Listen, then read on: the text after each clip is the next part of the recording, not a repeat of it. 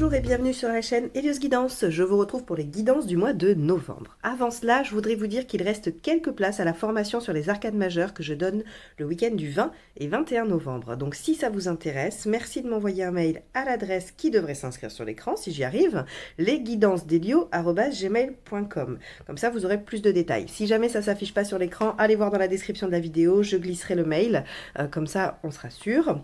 Et j'en profite également pour vous remercier tous de votre présence et de votre soutien par le biais de vos abonnements, de vos souscriptions, de vos likes, de vos commentaires. C'est pour moi une vraie source de motivation à publier tous les mois. Alors n'hésitez pas pour ceux qui ne l'ont pas encore fait et à tous les autres un grand merci. Ce mois-ci, pour faire vos guidances, on va utiliser comme d'habitude le portail des 12 d'Aliasqué pour les cartes signes, les arcades majeures du tarot de Marseille, ainsi que le tarot de la magie verte et le Spirit Song Tarot. Là encore, tous les liens sont dans la barre d'information de la vidéo. Vous pouvez aller cliquer sur les liens pour les regarder de plus près ou vous les procurer si vous les souhaitez. Pour les guidances personnalisées, comme d'habitude, vous avez mon site de réservation qui, là encore, est dans la barre d'information. Ou sinon, vous m'envoyez un mail, et je vous répondrai avec grand plaisir. Eh bien, c'est parti, on y va pour vos guidances du mois de novembre. Les Gémeaux. Allez, c'est parti.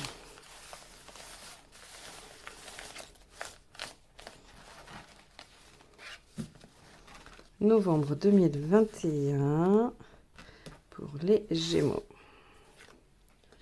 Tempérance. Ok.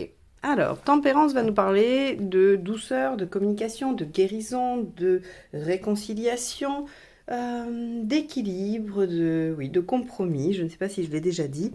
On va aller voir comment ça se décline pour vous dans le tirage du mois. Hop. Allez, on va aller voir votre état d'esprit.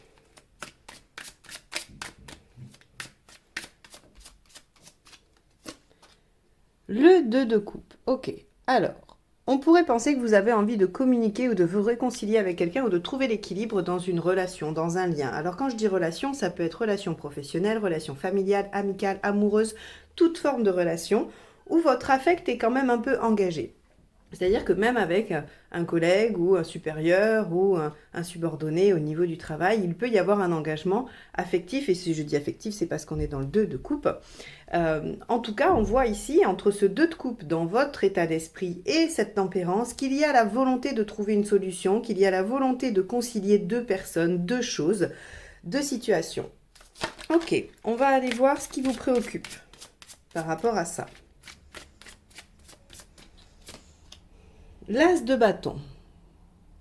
C'est comment faire? Comment amorcer? Alors par exemple, si vous êtes fâché avec quelqu'un ou qu'il y a une situation difficile avec quelqu'un, on voit qu'ici votre préoccupation, ça va être de renouer ou de retrouver quelque chose de l'ordre de l'équilibre, de la communication ou du compromis. Mais l'as de bâton nous indique que vous ne savez pas comment faire, vous ne savez pas comment vous mettre en action. Ou qu'en tout cas, cette façon de se mettre en action vous questionne et vous préoccupe. Pour toute autre chose, de toute façon, hein, même si c'est, je sais pas moi, deux choses à concilier, comme vie de travail, vie de famille, admettons, pour prendre les plus classiques, hein, ça peut être tout un tas d'autres choses vous concernant, on voit qu'il y a cette question de comment le faire, comment y arriver. Hein, concilier, trouver une solution par rapport à cette relation, à ce lien.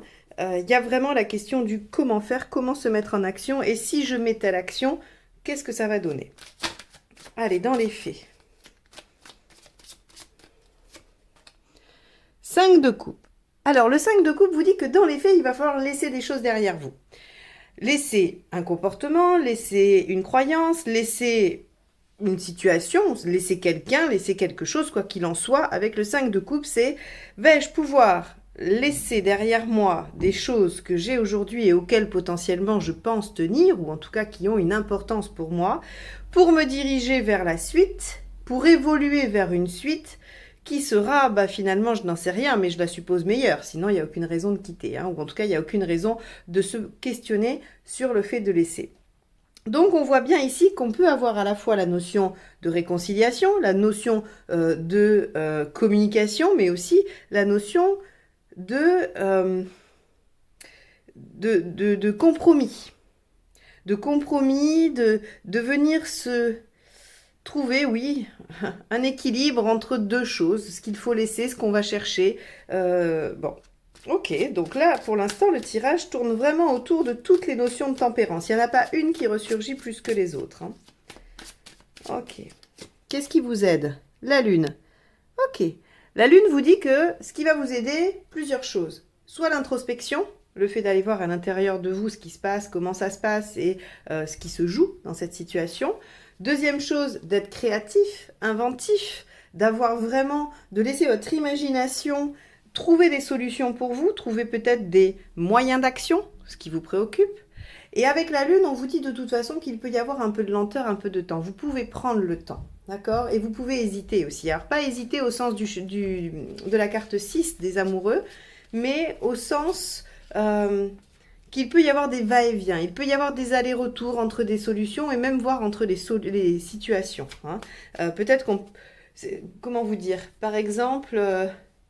Ah oui, je vais reprendre l'exemple de quelqu'un, je me souviens plus qui c'était, c'était en astrologie pour exprimer un peu les oppositions qu'il pouvait y avoir. Bon bref, je vous le refais pas parce que c'est long, mais en gros c'était, voilà, vous avez un côté de vous qui aime vivre à la ville, un côté de vous qui aime vivre à la campagne, ça s'oppose, et donc en fait on pourrait trouver deux types de solutions. La première, ce serait de vivre à mi-chemin entre les deux, mais finalement... Personne n'est complètement satisfait puisque vous n'êtes ni en ville ni à la campagne. Mais enfin bon, il y a quand même cette solution de trouver le mi-chemin. Et il pourrait y avoir aussi la solution de vivre 6 mois à l'un et 6 mois à l'autre. Alors ça c'est dans l'idéal si c'est possible, c'est juste schématique. Eh bien avec la Lune, on vous dit qu'il peut y avoir ce mouvement d'aller-retour entre les deux situations que vous essayez de concilier. C'est-à-dire que vous n'êtes pas obligé de couper en deux. Vous pourriez être tout à l'un à un moment et tout à l'autre à un autre moment. Alors c'est... on va dire que c'est théorique, parce qu'après, il faut voir comment ça peut s'appliquer à votre situation. Mais en tout cas, je vous le livre parce que la Lune peut nous donner cette indication-là. Alors, qu'est-ce qui ne vous aide pas dans cette situation? Le 4 de bâton. Ok. Alors, ce qui ne vous aide pas, c'est assez étonnant parce que ça pourrait aller à l'encontre de bon nombre de principes du développement personnel, mais peut-être que ce n'est pas valable dans votre situation.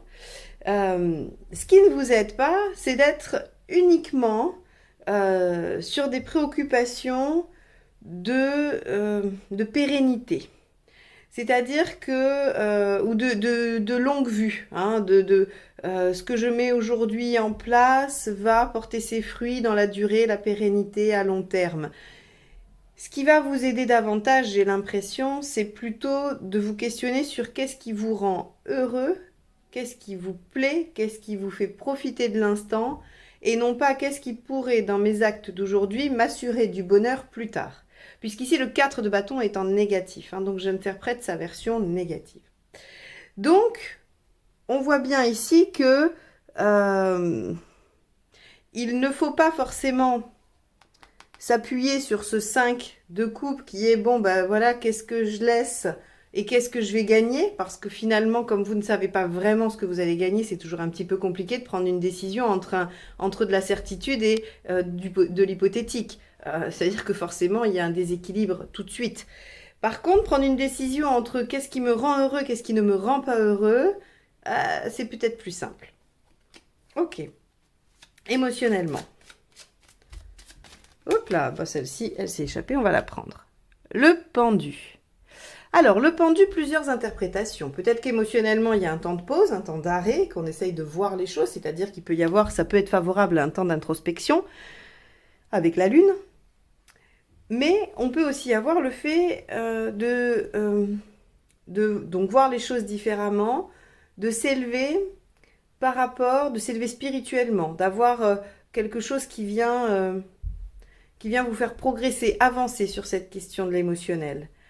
On peut aussi avoir des questions générationnelles qui se règlent. Vous savez, des fois on dit il faut couper avec le transgénérationnel. Le 12, le pendu, peut nous parler de toute cette généalogie, du transgénérationnel, de ce qui se transmet. Alors est-ce qu'émotionnellement, votre situation d'aujourd'hui, elle a à voir avec des blocages que vous avez qui se répètent, ou des choses qui se jouent dans votre famille?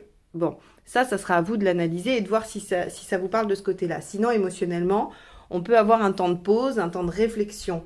Le pendu peut aussi nous parler de sacrifice, mais J'ai tendance à avoir du mal à l'interpréter de ce côté-là, parce que pour moi, il y a quelque chose d'assez temporaire avec le pendu, ce qui fait que ça peut être un sacrifice temporaire. Ça peut être quelque chose qui,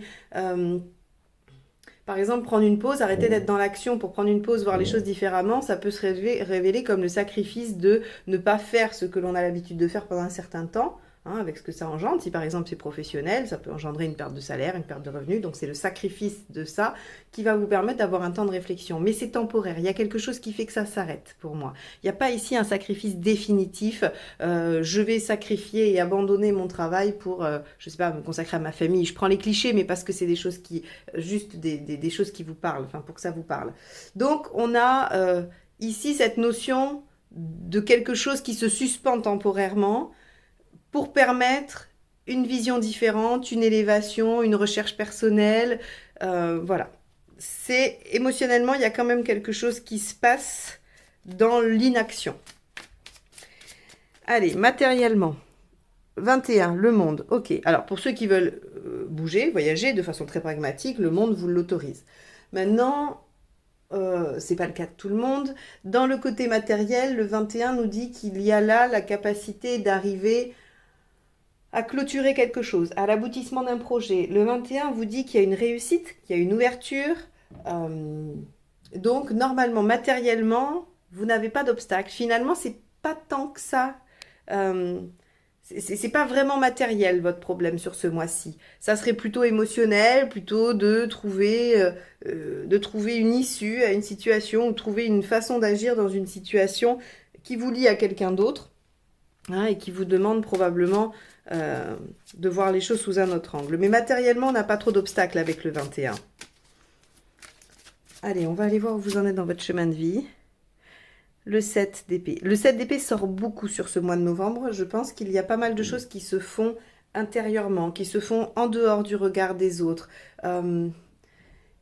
Par ces temps où tout est assez exposé, où avec les réseaux sociaux, on peut vraiment suivre quelqu'un presque à la minute s'il il publie.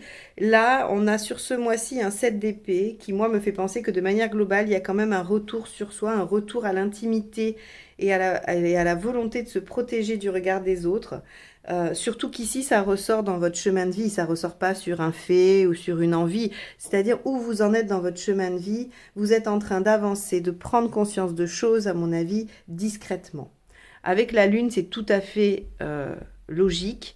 On vous dit l'introspection, la réflexion et la créativité, l'imagination. Tout ça, ce sont des choses qui se passent à l'intérieur de vous et qui ne sont pas au regard des autres, soumis au regard des autres. Donc on voit que là, il y a une action pour vous qui se fait, un peu, peut-être malgré vous aussi, le 7 d'épée, peut-être que vous aussi, ça se fait à votre insu finalement, tout ça, qu'il y a un travail qui se fait, une élévation, hein, vraiment qui se fait, et dont vous n'êtes peut-être pas non plus à l'origine, c'est-à-dire que le simple fait de la situation permet ça peut-être aussi. Ok, et si vous en êtes maître, vous le faites de votre côté, vous ne vous exposez pas. Où est-ce que vous en êtes à la fin du mois ? La grande prêtresse. Ok, la grande prêtresse, elle écoute son intuition, elle suit son...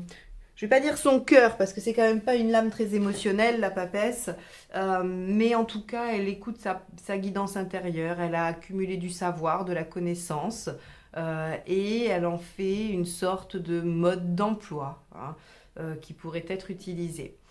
On vous parle de patience, de lenteur. Alors avec la tempérance qui est une lame très douce, avec la lune qui est une lame de lenteur, avec le 12 qui est aussi une lame, comme je vous l'ai dit, hein, de pause, de temps de pause, de réflexion, et la grande prêtresse, j'ai envie de vous dire que ce mois de novembre, effectivement, il va se passer des choses un petit peu l'air de rien, sans que ça se voit. Je pense pas qu'au niveau des actions, hein, c'est ça d'ailleurs qui vous préoccupe, l'action, j'ai envie de vous dire, ne vous préoccupez plus de l'action.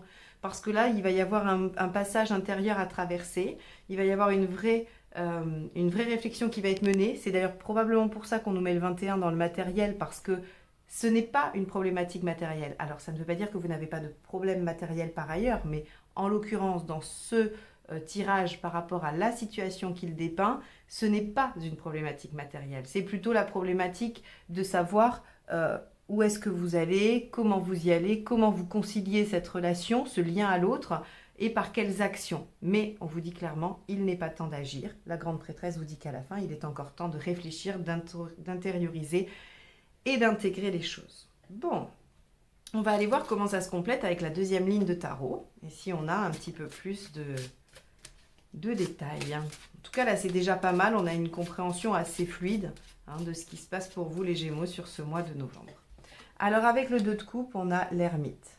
Bon, donc ça confirme quand même qu'il y a une volonté de repli sur soi, de réflexion par rapport à une relation, par rapport à un lien.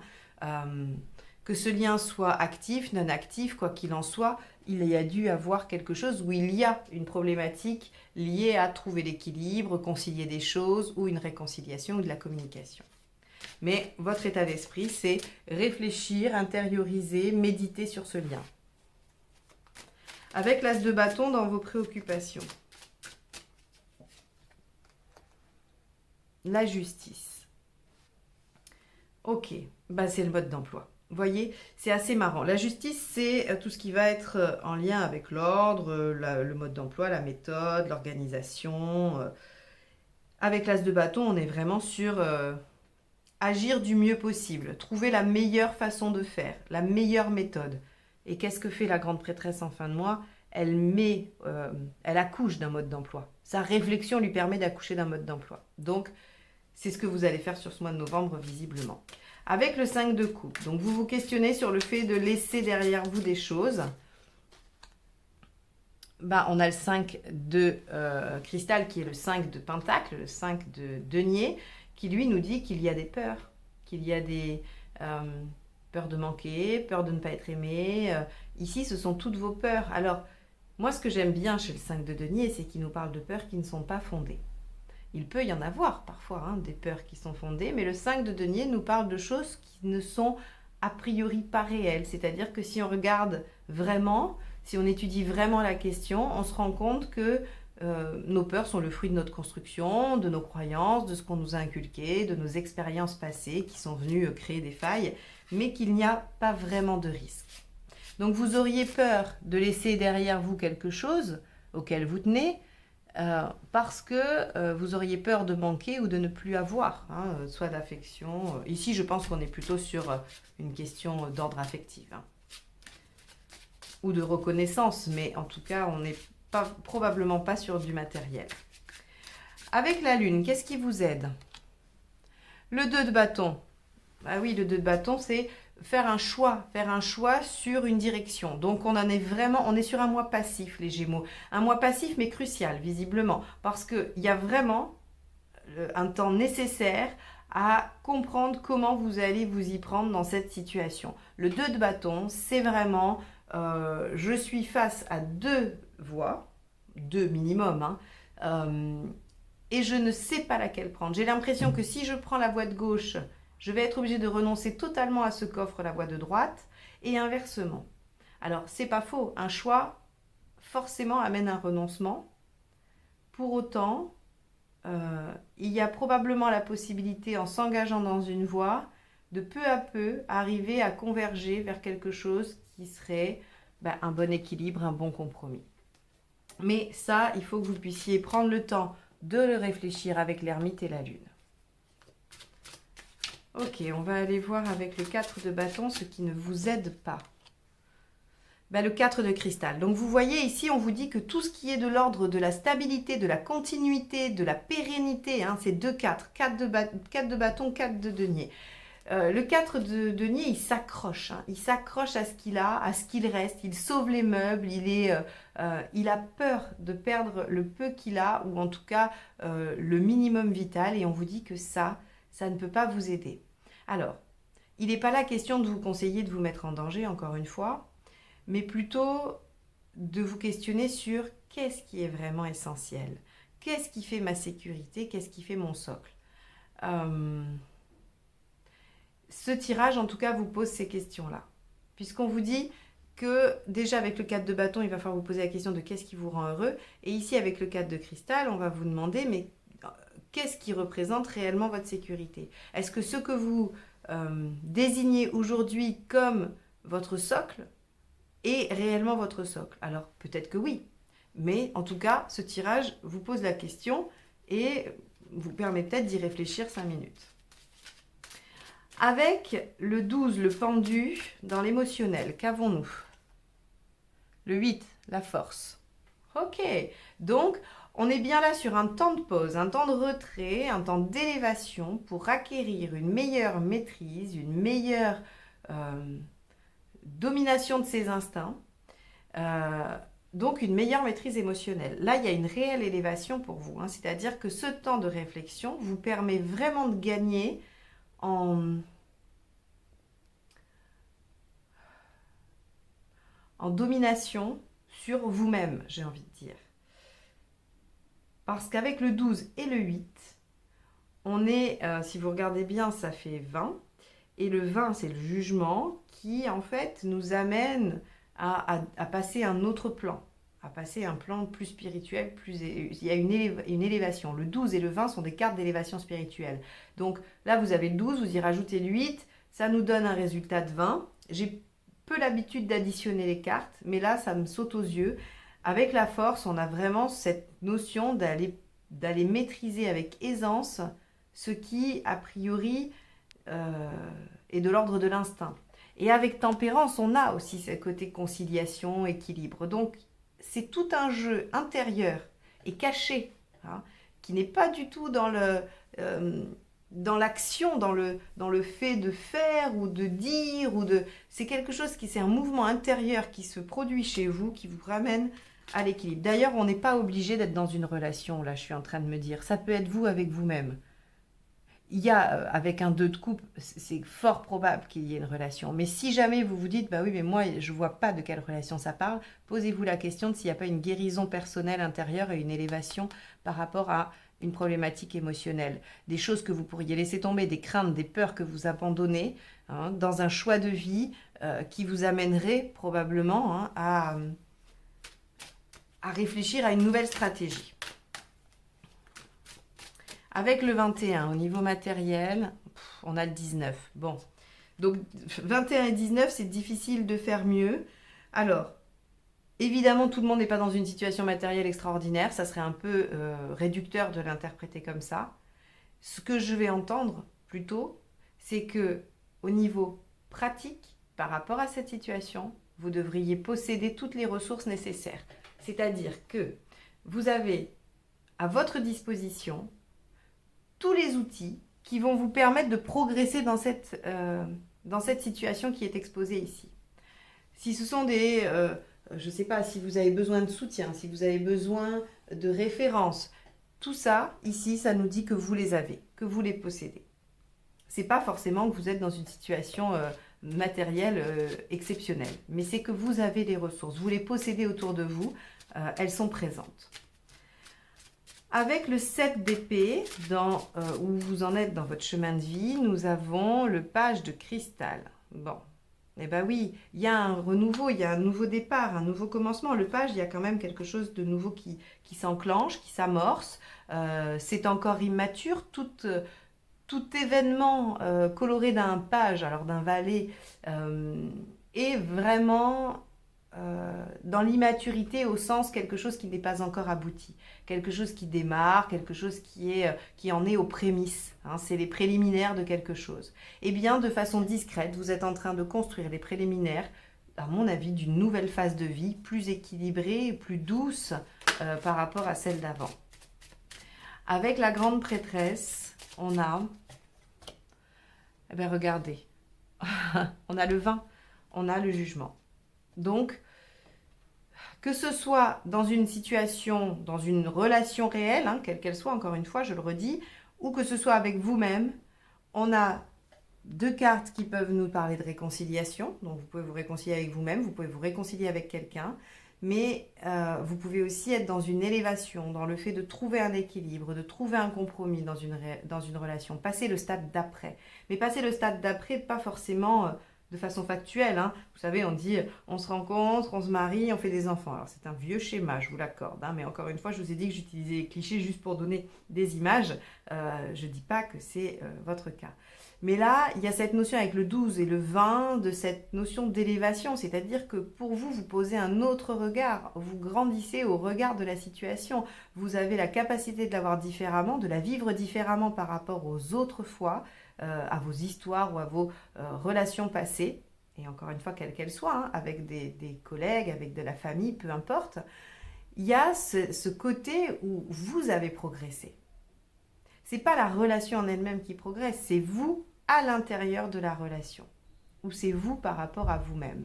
C'est un tirage des Gémeaux qui est très beau, très inspirant, je trouve. Ok, il ne vous donne pas d'action, il ne vous dit pas qu'il va se passer quoi que ce soit au niveau événement dans votre mois de novembre. Par contre, il vous donne on va dire, il dessine une feuille de route de votre travail intérieur qui semble vous amener à une vraie élévation, à une vraie progression personnelle. Et s'il y a relation, à une vraie progression aussi à l'intérieur de cette relation. Donc voilà pour vous les Gémeaux, j'espère que ce tirage vous aura donné quelques indices, quelques pistes de réflexion. Encore une fois, c'est son seul objectif, il n'a pas d'autres prétentions. Moi, je vous remercie de m'avoir écouté jusque-là et je vous dis à très bientôt pour de nouvelles guidances. Au revoir.